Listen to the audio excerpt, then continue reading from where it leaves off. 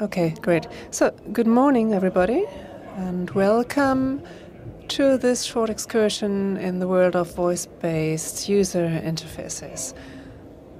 Long word. So, what I'd like to do today is to briefly point out to you what's happening with conversational interfaces currently, and I hope this will be amusing and, of course, informative for you. In my opinion, these interfaces do have the potential to revolutionize the interaction of companies with their customers.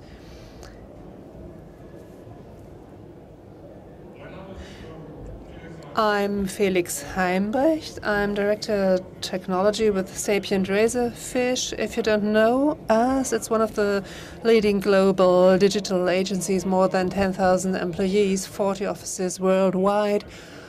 I am responsible for emerging experiences in Europe. And as the name says, it's about dealing with all things coming up, innovations that might be important for our customers in their markets, like testing out prototypes, working together with customers in order to explore possibilities and influences on their business. Currently, our focus areas are tangible interfaces, like wearables, responsive environments, and of course we have the huge area of immersive virtual reality, and we have also a very important area, conversational, and we're going to talk about this further. You may now know or work from the travel industry. For example, what we did for Audacity, we did a lot of work for Lufthansa, for example, the Apple Watch implementation for Lufthansa. So we are working quite a lot in the travel industry because it's an early adopter for many of these topics. This is another example for San Francisco Airport, what we did, responsive environment, where you can interact with gestures. So the travel I'm going to take you today, what are we going to do? We're going to look at our dream destinations, ideally. Then I'm going to talk about where we are currently. And once we got these points clear, we have to look for the routes between A and B and potential obstacles or problems on that way. Then we should briefly reflect on what makes sense. Should we head out on this journey now? And of course, I have some insider tips for you. So let's get to our dream destinations. How can you find out what humanity is dreaming about? You have to look at the stories we're telling one another. And if you look at voice-based interfaces and the stories that have been told about them in the past 100 years, there are quite a few you can find. Because obviously a computer I can talk to has been a recurrent topic in films through the decades. It has been a vision of the future for many of them. Surely you might have some Star Trek fans amongst us. I've grown up with that, and it seemed impossible to become a reality. We have some very nice examples that are quite philosophical in nature. Who knows Dark Star, a 70s film? At least one person. So go and watch it. It was a very low-cost production, but it was a great storytelling. It's about a spacecraft, and they fly through space, and they have to blow up planets. They're in their way, and they have a small problem with one of their bombs, because that bomb is a smart bomb, and sadly, it's in its argumentative phase, and it's very rational, and it says, well, all I know is that I exists and the rest, for me, is not given. So it's a very interesting movie, and it points out where this can lead to if you take it too far. And I'm sure you know the other examples. So what do we want? What would be the perfect digital assistance? It should be voice-based, of course. We would like to talk with it. And in situations where we can't talk, we would like to have a text conversation, type in what we say. It should understand our intention when we say something. It should be aware of the context and make use of it. It should interpret our speech. And it should be supportive. It should help us to fulfill tasks. And very important, it should be loyal and discreet, as you might expect from a personal assistant, because of course they will get to know quite a lot about us, and we don't want them to pass it on to third parties. That's one of the larger technical problems we have, and it should be efficient, so it should not start philosophical discussions. So imagine what this would mean if we had those assistants. It's not quite science fiction anymore. It might, however, change the world. You could talk to devices, wouldn't have to use the traditional interfaces, and it has far-reaching consequences. So if you have such a digital assistant and you would like to book a trip, what would you do? You would just talk to your assistants, and of course this means if this gets used, no one would use your website or your app anymore. It's a revolutionary change that's happening, and we should take it seriously, even if it's still at the beginning. So, beginnings. Where are we now? This is a very interesting statement. And from 3 to 8 years, we will have a machine with the general intelligence of an average human being. Anybody know who said this? Nobody? It was not Sergey Brennan. Nowadays, you don't set times, but you set on objectives. So you say, well, I don't know when exactly, but machines will be more intelligent. So this is a statement made by Marvin Minsky in 1970. I don't know if you know him, but he is one of the precursors in computer science, one who contributed to artificial intelligence. And he said that in 70. So if we look at the current situation we have now, it's rather like this. I guess all of you have tried out Siri. There are very funny examples what Siri does, how it reacts if you try to discuss very context-intensive topics with her. It says, for example, Siri, I'm bleeding really bad. Can you call me an ambulance? And she answers, from now on, I'll call you an ambulance, okay? So when it comes to intelligence, it's not quite developed. And we will see how this misunderstanding arose. And I needed to put that statement from Captain Kirk here. So it's not really artificial intelligence. We're talking about these assistants, artificial intelligence, and this is often mixed up. But this is really different topics. The huge advance we had in the past 2 or 3 years was not in artificial intelligence, but it was a partial area which is called machine learning. Machine learning has been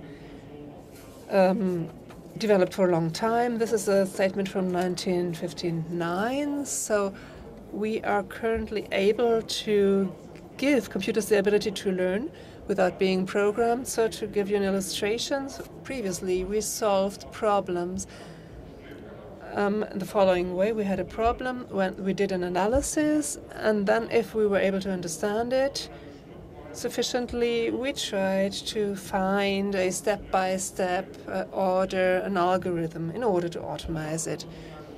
And once we had the algorithm, we translated it into computer code. With this approach, we weren't able to have a robust voice recognition, for example, or all context from a text. The new way of doing things is the following. You have a problem, and then you start assembling data.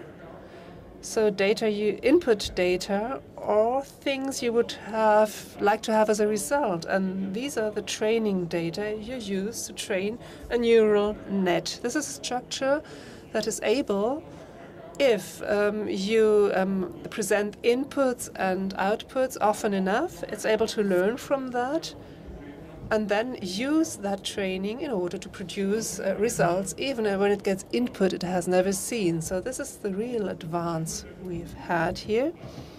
And these technologies are particularly apt for fields who need a kind of recognition. For example, if you have picture recognition, video recognition to text, you might have read about that in the media, like Google being able to take images and generating a description of these images.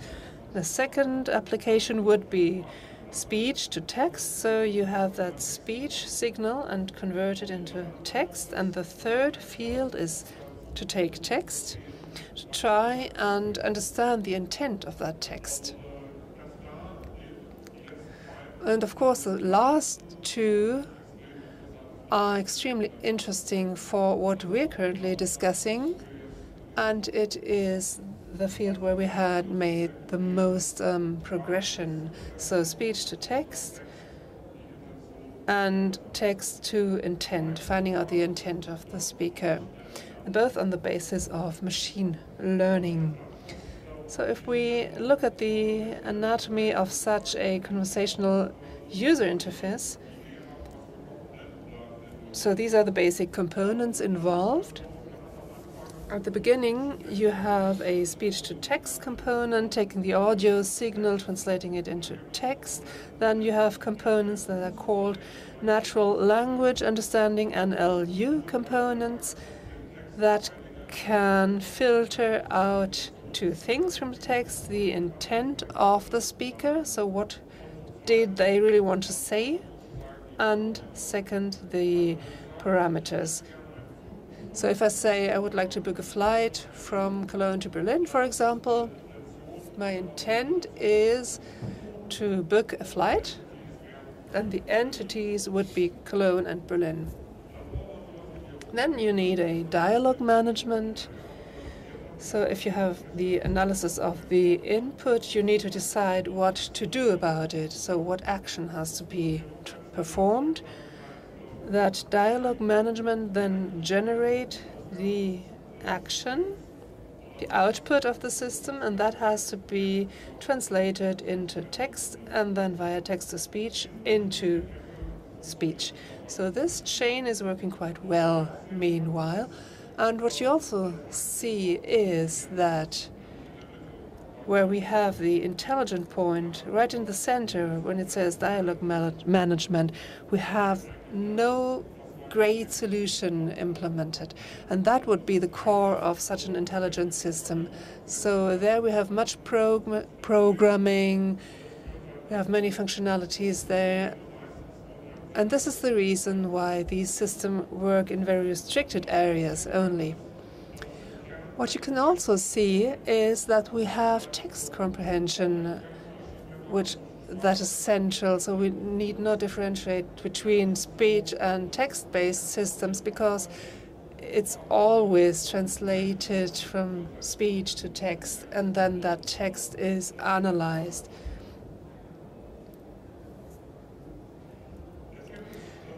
So we have lots of technologies on the market you can use for that. For example, we have all large digital players And they started building systems you can use for that. And their objects are, of course, bigger. They want to offer entire platforms that are able to offer more functionalities than just communication. So you have the messaging services and dialogue-based services, but you also have authentication, you have context services like having profile information for the users, you have a history of the communication with the user, you may save preferences, etc. And if you want to monetize all this, these platforms have also payment services, subscription handling, they have advertising and others. And we'll get to the other points later. So all this is currently developing very much, and many of these things are currently at our disposition already. So what are the routes from A to B? So we would like to have a digital assistant that can do all this. So we don't have artificial intelligence yet, but we're able to understand text and speech. So how can we use these systems? What can we do with them? Basically, we have two classes of conversational interfaces being built currently. We have the so-called chatbots. You may all have heard about them. They're quite common, has been a huge hype in the media last year too. They are text-based systems, mostly very task-oriented, and they are based on a messenger system, like the Facebook Messenger, for example. A company can offer a chatbot, and with that bot you can book flights. It's currently already happening, or book hotels, for example. Then we have the assistants. These are speech-based systems. They are rather multi-purpose. You can do many things with them, and usually they are based on a device. They're part of the operating system. Examples would be Siri, Cortana, and Alexa by Amazon, for example. So if we look at these two alternatives, what are their characteristics? Let's look at a chatbot first. Perhaps you know Mildred. It's the Lufthansa chatbot. There you can look for flights. Dialogue with Mildred.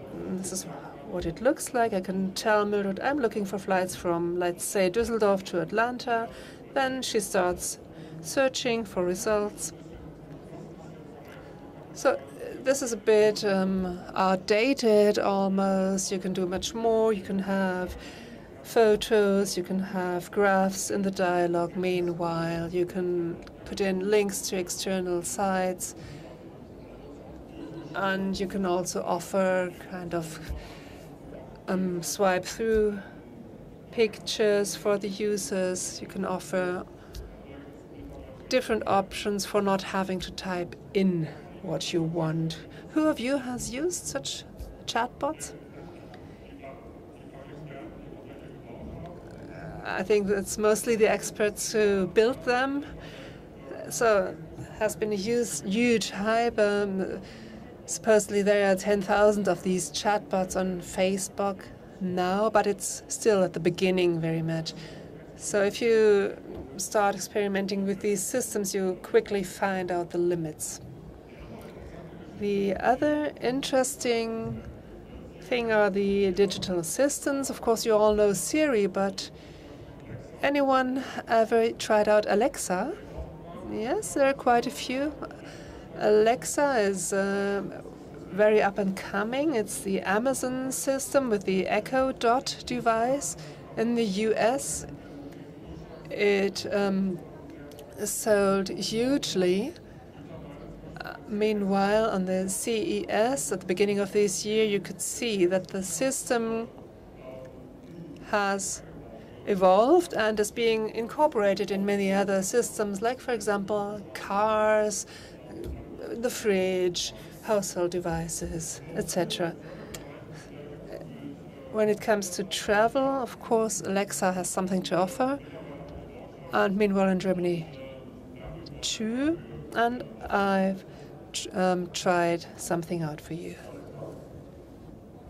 Alexa, ask Deutsche Bahn for a train from Cologne to Berlin on the 10th of March in the morning. It says Berlin main station to Cologne main station, 10th of March, 8:52, arrival at 1.9. Can I do anything else for you? What kind of connection is it? It's a direct train. It takes you 4 hours and 17 minutes. Anything else I can do for you? No, thank you. So I don't know if the audio was good, but it works quite well. So if you ask Alexa something, if you ask for a train connection at a certain time, Alexa can find that out for you and give you appropriate answers. So if I want to have details, she can tell me the details. So it's a very comfy way to get a lot of information. Alexa is placed in your living room. If it's switched on, it's always ready.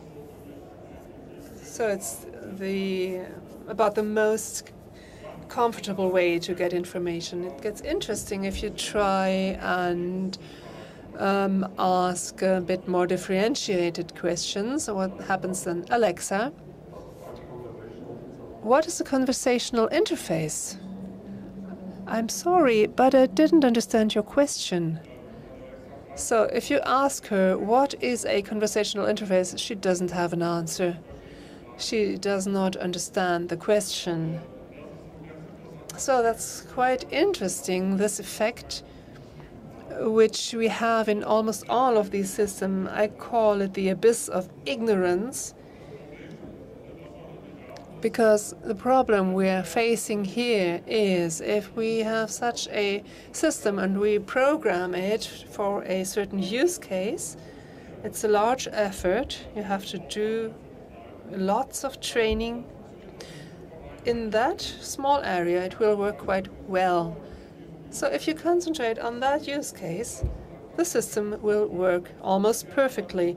However, if you start to shift to the left, to the right, then very quickly you fall down into the abyss of ignorance, because the system doesn't have no idea what it should do, and it can't even understand you. And of course, if you look at it from the user's point of view, it's quite critical, because you have fields where the assistance works extremely well, and then you have areas where it completely fails on you. And of course, for chats, this is very difficult to change, because the broader you do the system, the work and the effort will explode. You have to make. So from our point of view as an agency, we can see that we have lots of things to learn.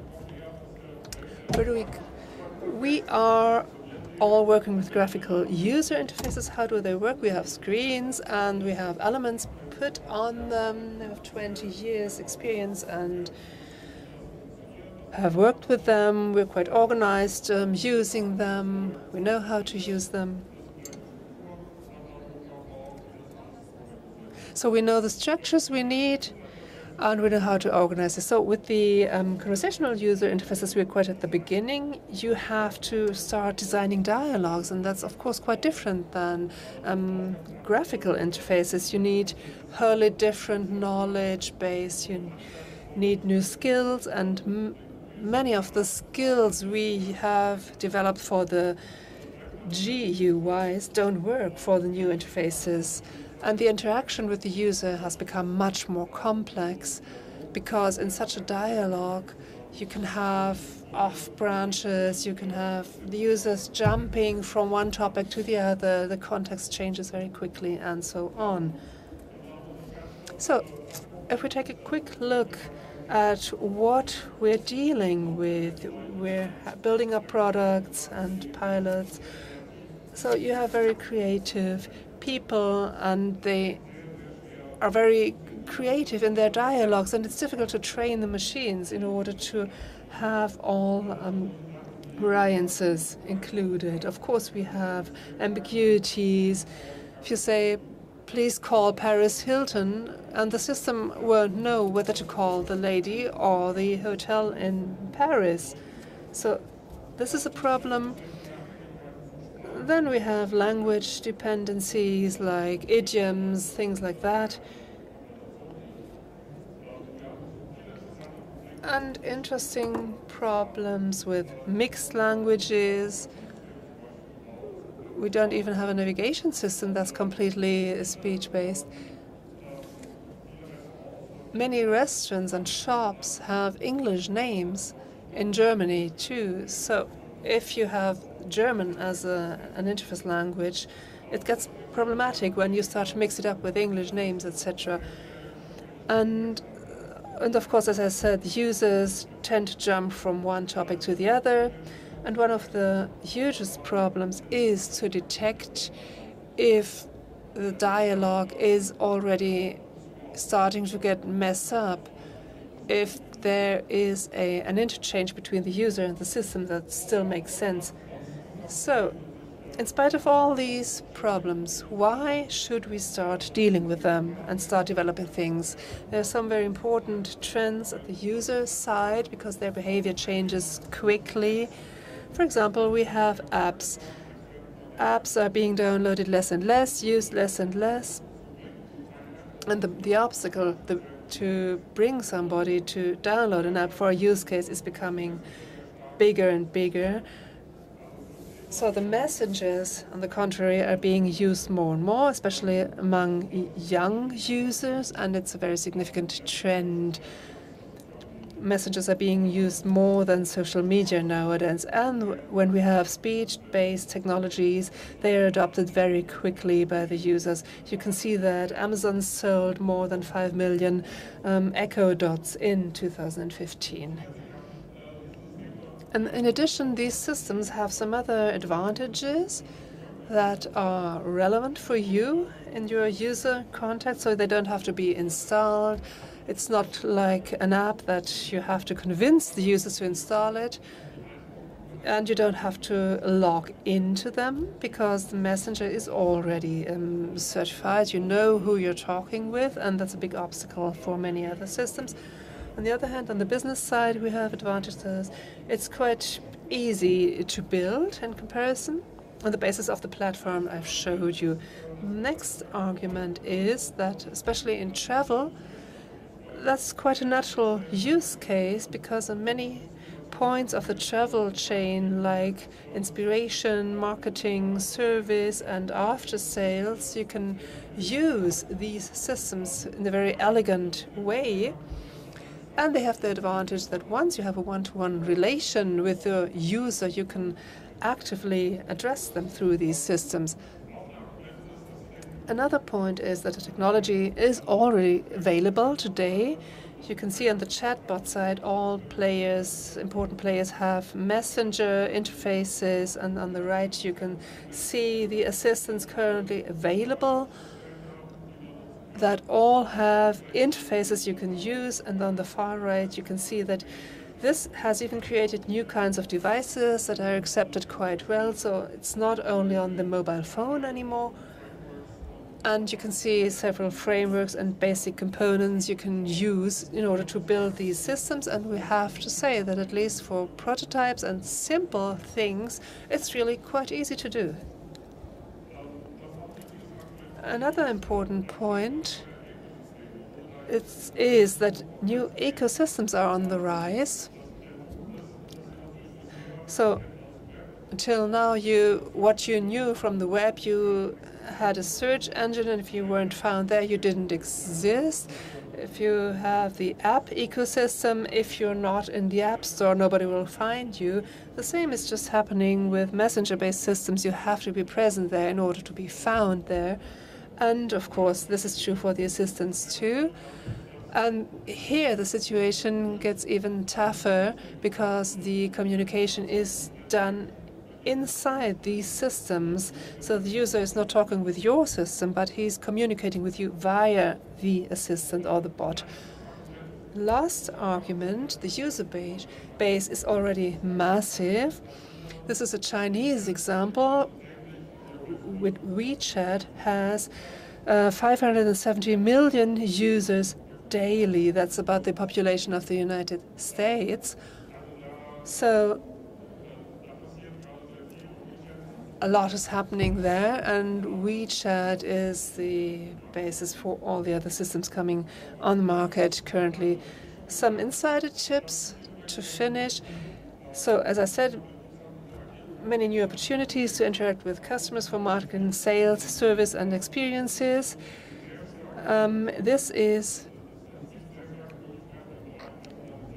We have huge possibilities in personalization and contextualizations, and we have new ecosystems arising, and you have to take them seriously because you're either in or you are out.